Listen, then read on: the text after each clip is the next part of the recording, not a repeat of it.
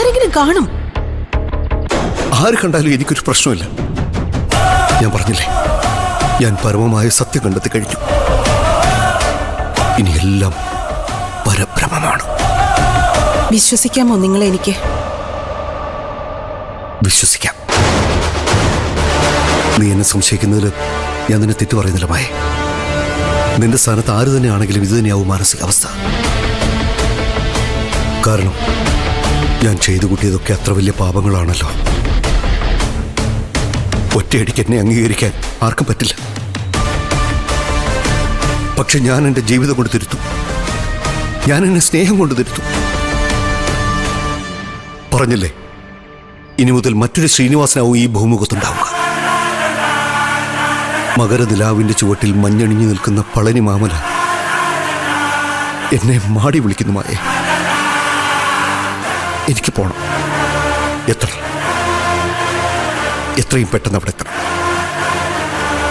ആ ദിവ്യ ജ്യോതിസിൽ എത്രയും പെട്ടെന്ന് അലിഞ്ഞു ചേരണം. മുഴുവൻ പാപക്കറകളും കഴുകിക്കളഞ്ഞ് കൊതി തീരുവോളം സാഷ്ടാംഗ നമസ്കാരം നടത്തണം. പക്ഷേ അതിനു മുമ്പ് എനിക്കൊരാളെ കൂടി കാണാനുണ്ട്. നമ്മുടെ മകളെ. അവളുടെ കാൽക്കൽ വീട് മാപ്പ് പറയണം. പൊറുക്കാനാവാത്ത തെറ്റുകളല്ലേ ഞാൻ അവളോട് ചെയ്തത്.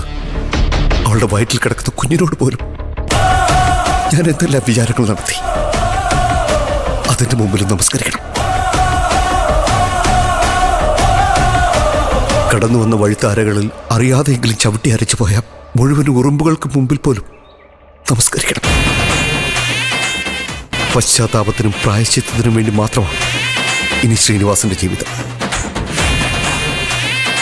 ഹര ഹരോ ഹര ഹര ഹര ഹരോ ഹര ഹര ഹര ഹരോ ഹര ഹര ഹര ഹരോ ഹര ഹര ഹരോ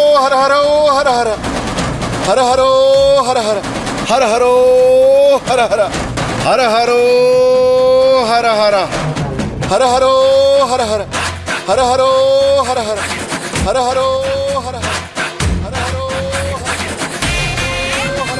ഹര ഹരോ ഹര ഹര ഹര ഹരോ ഹര ഹര ഹരോ ഹര ഹര ഹരോ ഹര ഹര ഹര ഹരോ ഹര ഹര ഹര ഹരോ ഹര ഹര ഹര ഹരോ ഹര ഹര ഹര ഹരോ ഹര ഹര ഹര ഹരോ ഹര ഹര ഹരോ ഹര ഹരോ ഹര. അയ്യോ, ഇതാരാ? കളക്ടറോ? വന്നാട്ടെ. അതിഥിയായിട്ടല്ല, ഭിക്ഷാന്തേഹിയായിട്ടാണ് വന്നിരിക്കുന്നത് ഞാൻ. 51 വീടുകൾ തെണ്ടി പളനിക്ക് പോകുന്നതാണ് നേർച്ച. എൻ്റെ മകളുടെയും മരുമകന്റെയും അവർക്ക് ജനിക്കാൻ പോകുന്ന കുഞ്ഞിൻ്റെയും ആരോഗ്യത്തിനും ഐശ്വര്യത്തിനും വേണ്ടി. വളരെ നല്ല കാര്യ. എന്നാലും പൂമുഖത്തേക്ക് കയറാം. വന്നോളൂ. ഹര ഹരോ ഹര. അല്ല, എവിടെ എൻ്റെ മകളും മരുമനും ഒക്കെ? ആദ്യമോൻ ക്ലാസ്സിന് പോയി. പൂജമോൾ ഇവിടെയുണ്ട്. ആ, ദേ വന്നല്ലോ.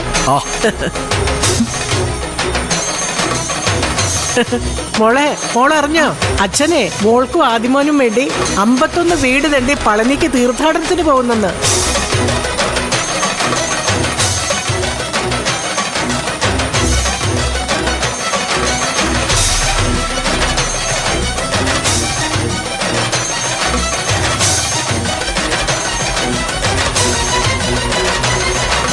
ചെയ്തു കൂട്ടിയ പാപങ്ങൾക്ക് പരിഹാരം ഇതല്ലാതെ മറ്റു വഴികളില്ല.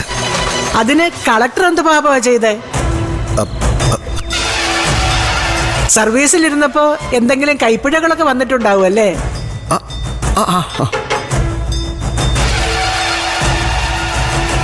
അതിനെയൊക്കെ പാപമെന്ന് വിളിച്ച യഥാർത്ഥ പാപികൾ എന്ത് ചെയ്യും കളക്ടറെ? ഏത് തരത്തിലുള്ള പാപമാണെങ്കിലും കഴുകിക്കളയാനുള്ള ഉത്തരവാദിത്വം നമുക്കുണ്ടല്ലോ. ആ, അതും ശരിയാ. അതെ, ഞാൻ കളക്ടർക്ക് കുടിക്കാൻ എന്തെങ്കിലും എടുക്കട്ടെ? പറഞ്ഞില്ലേ, ഭിക്ഷാടനമല്ലേ അമ്മേ. വ്രതം അവസാനിപ്പിച്ച് പളനിമല ഇറങ്ങുവോളം ക്ഷേത്രങ്ങളിലെ പ്രസാദമല്ലാതെ മറ്റൊന്നും കഴിക്കാൻ പാടില്ല. എന്നാലും എന്താ പെട്ടെന്ന് ഇങ്ങനെ ഒരു തീരുമാനം? ദൈവ വിളികൾ എപ്പോഴും പെട്ടെന്നായിരിക്കുമല്ലോ. അദ്ദേഹം വിളിച്ചു, ഞാനത് കേട്ടു. സാക്ഷാൽ വേൽമുരുകനല്ലേ, ദേവസൈന്യാധിപൻ. വിളി കേൾക്കാതിരിക്കാൻ നമുക്ക് പറ്റുമമ്മേ? ഹര ഹരോ ഹര ഹര. ഭിക്ഷ തന്നിരുന്നെങ്കിൽ എനിക്ക് യാത്ര തുടരാമായിരുന്നു. കളക്ടർ സ്വാമി എന്തിനാ തിടുക്കം കൂട്ടുന്നത്? മകൾക്ക് വേണ്ടി കൂടിയാണ് ഈ തീർത്ഥാടനം എന്നല്ലേ പറഞ്ഞത്? അപ്പൊ പിന്നെ അവളോടൽപ്പം സംസാരിച്ച് അനുഗ്രഹമൊക്കെ നൽകി സാവധാനം പോയാ പോരെ? അമ്മയുടെ ഇഷ്ടം പോലെ. അമ്മ മനസ്സുകൾ സന്തോഷിപ്പിക്കാതെ ഏത് തീർത്ഥാടനത്തിന് പോയിട്ട് എന്താ കാര്യം, അല്ലേ? മോളുവാ. ചെല്ലുമോളെ. കണ്ടില്ലേ, പഠിപ്പും പദവിയുള്ള ആളുകൾ പോലും ഭഗവാന്റെ കാൽക്കൽ ശരണം പ്രാപിക്കുന്നത്. കലിയുഗത്തിൽ ഇത് തന്നെയാ വേണ്ടത്. ആത്മാർത്ഥമായ പ്രാർത്ഥന, ആത്മസമർപ്പണം. ഹരഹരോ ഹരഹര.